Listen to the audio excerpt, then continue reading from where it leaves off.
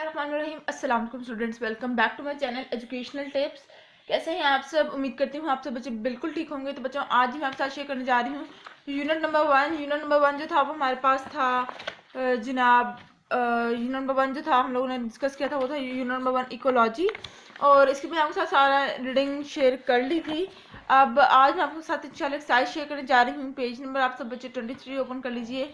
Page number 23 open कर लीजिए। तो क्वेश्चन नंबर 1 है जी हमारे पास, choose the correct answer. Part number 1 आ जाते हैं। All the plants and animals living in one place such as park make up an. जब एक सारे प्लांट्स और एनिमल मतलब स्पेसिफिक प्लांट्स और स्पेसिफिक एनिमल्स जो हैं वो एक ही प्लेस एक ही जगह पे रह रहे हैं, जैसे पार्क में एक ही एनिमल और एक ही प्लांट्स रह रहे हों, तो फिर वो क्या बनाते हैं? ठीक है, तो वो है जी हमारे पास हैबिटेट बनाते हैं, इकोसिस्टम बनाते हैं, कलेक्शन बनाते हैं, कम्युनिटी बनाते हैं। देखें, community group of people combine together. ठीक है, यही होता है ना कि एक जगह पर जितने भी जानदार चीज़ें हैं वो इकट्ठे रह रहे हों। ठीक है, एनिमल्स विच ईट प्लांट्स, वो एनिमल्स जो कि प्लांट्स को खाते हैं उनको क्या कहते हैं? Primary consumers. The main decomposer which bring about the decay of dead organism are bacteria and fungi. यानी कि जो गलने सड़ने में ऑर्गेनिज्म को, वो कौन से डिकम्पोजर होते हैं जो कुछ ऑर्गेनिज्म को गलाते सड़ाते हैं? वो होते हैं हमारे पास बैक्टीरिया और फंजाई। फिर है जी bacteria and fungi in an ecosystem. Bacteria और फंजाई हमारे इकोसिस्टम में क्या करते हैं? Release nutrients from dead bodies, dead plants and animals. ठीक है, यानी कि बैक्टीरिया और फंजाई का काम क्या है हमारे? जब देखो मिट्टी के अंदर जब चीज़ चली जाती है डिकम्पोजिशन के लिए, इंसान या प्लांट है, उसको हम लोग जब मिट्टी के अंदर वो मिक्स हो जाता है तो उसके अंदर से न्यूट्रिएंट्स को रिलीज करवा देती है। वो न्यूट्रिएंट हमारे पास सॉइल में मिक्स हो जाती है। ठीक है, lichen which consist of a fungus and algae living together from the for the benefit of both is an example of. अब वो कह रहे हैं लिचन जो है वो फंगस और एल्गी के साथ रहती है। ठीक है, ये क्यों? ताकि दोनों एक दूसरे को फायदा उठा सके। अब ये एग्जाम्पल किसकी है? म्यूचुअलिज्म की, जिसमें दोनों ऑर्गेनिजम्स को फायदा हो रहा होता है। Next, coming towards fill the blanks.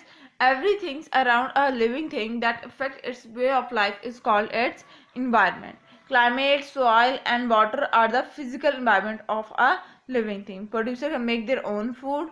A plant or an animal which live at an expense of another living thing is a parasite. During photosynthesis, extra carbon dioxide and water produced by plants come out from the stomata in its leaves. ठीक हो गया।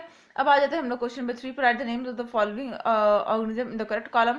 Producer है जी primary consumer, secondary parasites, क्विंजर्स और फिर decomposer. ठीक है, producer की ये हैं, प्राइमरी कंज्यूमर ये हैं, मैंने आगे लिखे हुए आप लोग देख लीजिए। ठीक हो गया। ये वाले मैं आपको एक्सप्लेन कर चुकी हूँ ऑलरेडी कि प्रोड्यूसर क्या होते हैं, सेकंड प्राइमरी क्या होते हैं, प्राइमरी कंज्यूमर क्या होते हैं, सेकेंडरी सारा हम लोग रीडिंग में डिस्कस कर चुके हैं। अगर आप लोगों को नहीं समझ आया तो आप लोग मेरी रीडिंग में चैनल पर जाएं, वहाँ पर मेरे रीडिंग वाले लेक्चर वॉच कर लें, आप लोगों को समझ आ जाएगी। ठीक है, अच्छा अब आ जाते हैं हम लोग क्वेश्चन नंबर 4 पर। क्वेश्चन नंबर 4 है जी मेरे पास, look at the following food web. आप इस फूड वेब को देखिए, इस वेब को देखिए।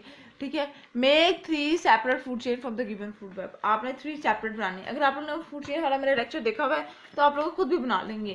ठीक है, और अगर नहीं देखा हुआ तो जल्दी से जाएं वॉच कर लें ताकि आप लोगों को अच्छी तरह से समझ आ जाए। देखें, ग्रास, रैबिट ने ग्रास को खाया, ग्रास से रैबिट को किसने खाया? फॉक्स को ने खाया। लेटिस से एनर्जी रैबिट में ट्रांसफर हुई, रैबिट की एनर्जी फॉक्स में ट्रांसफर हो गई। वीट से स्पैरो में और स्पैरो से हॉक में। ये 3 फूड चेन मैंने बना दी हैं। ठीक हो गया। अच्छा, उसके बाद फिर वो कह रहे हैं which animal compete with the owl for food. Owl के साथ किस एनिमल ने कम्पीट किया ताकि वो फूड जो है वो अपना खा ले, उसको फूड खा सके। ठीक है, आउल को किसने कम्पीट किया था? Fox compete with the owl for food. ठीक है, उसके बाद फिर आ जाते हैं what will happen to the population of the fox if all the hawks died out. अगर सारी चीलें मर जाएंगी तो पॉपुलेशन के ऊपर क्या इफेक्ट होगा फॉक्स की?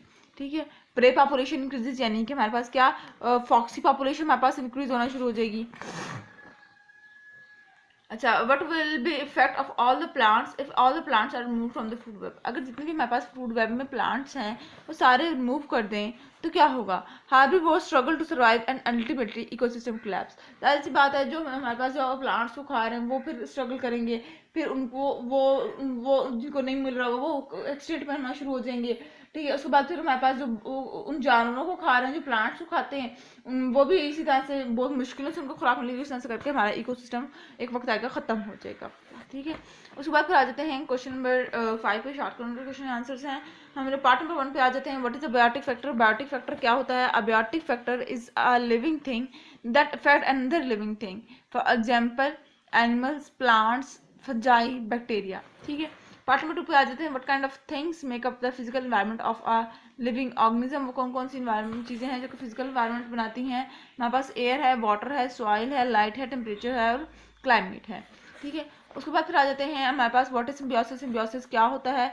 Symbiosis is when two living thing live together and help each other, for example bee and flower. ठीक है। अच्छा, उसके बाद फिर हम लोग आ जाते हैं what are herbivores? Give two example. आप लोगों ने बताना हार्बिवोर्स क्या होते हैं, उसके दो example. Herbivores are animals that eat plants, for example cow and rabbit. ठीक है। हार्बिवोर्स वो हैं जो कि प्लांट्स को खाते हैं। What is deforestation? डिफॉरेस्टेशन क्या है? Deforestation is cutting down of trees and destroying trees, यानी कि हम लोग दरख्तों को काट देना, उस जगह को खत्म कर देना, दरख्त का खत्म हो जाना। हमारे पास वो क्या है? हमारे पास deforestation, clearing forest for farms. ठीक हो गया। अच्छा, डिफॉरेस्टेशन के बाद give two example of migration. Migration की एग्जांपल देनी है हम लोगों ने। Migration is when animal move to a new place to find food, shelter और better living condition, for example butterflies migrate to warmer condition. यानी कि माइग्रेशन क्या है? हमारे पास जब एनिमल एक जगह को छोड़ के दूसरी जगह पर चले जाता है, एक इलाके को छोड़ के दूसरे इलाके में चले जाता है, और वो किस वजह से जाता है? अपनी फूड की तलाश में, अपने शेल्टर की तलाश में, या उसको कोई सुटेबल इन्वायरमेंटल कंडीशन ही मिल रही होती, तो इस वजह से वो माइग्रेट कर जाता है। ठीक है। Differentiate between habitat and ecosystem. आपने हैबिटेट और इकोसिस्टम को डिफरेंस करना है, तो देखिए हैबिटेट क्या है? द स्पेसिफिक होम और प्लेस वेयर एन एनिमल और प्लांट लिव। हैबिटेट एक स्पेसिफिक घर होता है, जबकि इकोसिस्टम क्या होता है? ऑल लिविंग और non living things interact in environment. वो जब हमारे पास लिविंग और नॉन लिविंग थिंग इंटरेक्ट करते हैं आपस में, हम लोग इंटरेक्ट कैसे कर रहे हैं? हम लोग लिविंग थिंग्स जो है वो नॉन लिविंग थिंग पे डिपेंड करती है ना। ठीक है। तो वो इस तरह से करके वो एक इकोसिस्टम बना लेता है। ठीक है। हैबिटेट एक घर होता है। उसके बाद फिर हम लोग आ जाते हैं क्वेश्चन नंबर 6 पे। क्वेश्चन नंबर 6 है जी हमारे पास long question answers. Part number 1 पे आ जाते हैं। How might animal depend upon plants including trees even if they do not eat those plants? Example, explain your answer. अब वो कह रहे हैं कि हमारे पास कैसे जो है एनिमल्स जो हैं वो प्लांट्स के ऊपर डिपेंड कर रहे हैं, जबकि वो प्लांट्स अगर खाएं भी ना तब भी वो किस तरह से एनिमल जितने भी हैं हमारे पास प्लांट्स के ऊपर, ट्रीज के ऊपर डिपेंड कैसे कर रहे हैं। Even if animals don't eat plants, they still depend on them for oxygen, shelter, protection, water and soil. ठीक हो गया। उसके बाद फिर आ जाते हैं do human beings have the greatest effect on the physical environment or the biotic environment of an organism? Explain your answer। अब वो कह रहे हैं कि क्या इंसानों का फिजिकल इन्वायरमेंट पर या बायोटिक इन्वायरमेंट पर क्या इफेक्ट है, आप लोगों ने बताना है। ठीक है। Human effect both physical and biotic environment but more significantly. Physical environment के अंदर देखें तो हम लोग पोल्यूशन कॉज कर रहे हैं, डिफॉरेस्टेशन है, क्लाइमेट चेंज है, सॉइल इरोजन है। ठीक है। अगर हम लोग बायोटिक इन्वायरमेंट की बात करें तो हम लोग हैबिटेट डिस्ट्रक्शन कर रहे हैं, हम लोग बहुत से एनिमल्स का इतना ज़्यादा रैपिडली शिकार कर रहे हैं कि वो एक्सटेंट में चले जा रहे हैं, और इस तरह से करके हम लोग फूड चेन को भी डिस्टर्ब कर रहे हैं। ठीक है, हो गया। उसके बाद फिर हम लोग पार्ट नंबर 3 पे आ जाते हैं। Why are herbivores animals generally poor fighter and better at defence than attack? क्यों वो हार्बिवोर्स जो एनिमल्स हैं वो बहुत पुअर फाइटर हैं, यानी बहुत अच्छी तरह से नहीं लड़ सकते, उनके ऊपर ज़्यादा लोग अटैक ज़्यादा जल्दी कर जाते हैं। Earthworms are poor fighters because of soft bodies, no sharp teeth और क्लॉज एंड स्लो मूवमेंट। यानी कि अगर हम लोग अर्थवर्म को देखें तो वो पुअर फाइटर क्यों है? क्योंकि उसकी बॉडी तो बहुत ज़्यादा सॉफ्ट होती है, फिर उसके कोई शार्प टीथ नहीं होते, ठीक है, कोई इसके शार्प पंजे नहीं होते, और वो बहुत स्लोली मूव करता है। But they have good at defence because of boring underground of for safety and producing slime. ठीक है, लेकिन वो अपने डिफेंस खुद अच्छी तरह से कर सकता है। किस तरह से? कि वो अपने आप को मट्टी में चले जाता है वो। ठीक है। What is the effect of global warming sorry ये वाला था। Why do carnivores usually live on their own? Carnivores कैसे क्यों अपने ऊपर ही खुद ब खुद रह लेते हैं? जेट herbivores live in a group. Carnivores जितने भी एनिमल है वो अकेले रहते हैं, हार्बिवोर्स होते हैं वो ग्रुप्स में रहते हैं। इसकी वजह क्या है? Carnivores usually live alone because of terrestrial behaviour, competitive of food and hunting strategy. Carnivores जैसे हमारे पास अलहदा रहते हैं, जितना शेर है वो अलहदा रहता है। ठीक है। वो क्यों रहता है? क्योंकि वो अपना फूड वो शिकार करता है, और वो कहता है मैं अपने शिकार में किसी को हिस्सा ना दूँ, ठीक है। Herbivores live in a group because of the safety number and cooperative theory. जबकि हमारे पास जो हार्बीवोर्स हैं वो हमारे पास ग्रुप में रहते हैं, क्योंकि एक तो वो उनकी जब तादाद ज़्यादा होगी तो फिर वो एक अपना वो क्या कहते हैं ना कि अपना महफूज कर लेंगे अपने आप को। What is the effect of global warming, आपने ग्लोबल वार्मिंग का इफेक्ट बताना है। तो इसका आंसर है जी global warming cause rising temperature, melting ice caps, extreme weather, sea level rise and change in season, ठीक हो गया। उसके बाद फिर आ जाते हैं what are the negative effect of over hunting. Over hunting के negative effect, over hunting led to extension, imbalance ecosystem, reduce biodiversity and economic losses, ठीक हो गया। अब आ जाते हैं हम लोग क्वेश्चन नंबर 7 के ऊपर। Does a parasite have any special problems not usually met with by other plants and animal, explain your answer। आपने बताना है कि पैरासाइट्स को कोई ऐसा प्रॉब्लम है जो कि बाकी प्लांट्स और एनिमल्स में ना हो। एक तो पैरासाइट्स प्रॉब्लम की अगर हम बात करें तो इसके अंदर आ जाएगा finding host, avoiding immune system, competing with the other parasite depending on host and then limited resources, ये इसके प्रॉब्लम्स हैं, ठीक हो गया।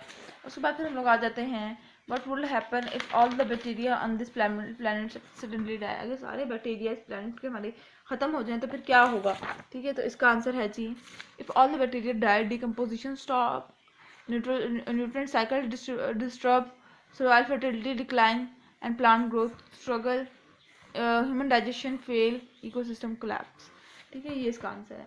तो ये था आज का लेक्चर। होप से आपको समझ आ गया होगा। अगर आज का लेक्चर आप सबको समझ आ गया है तो मेरे चैनल को सब्सक्राइब कर दीजिएगा, वीडियोस को लाइक कर दीजिएगा और साथ साथ बेल आइकन को प्रेस कर मत भूलिएगा। इससे मेरी आने वाली हर लेटेस्ट अपडेट सबसे पहले आप तक पहुंचेगी।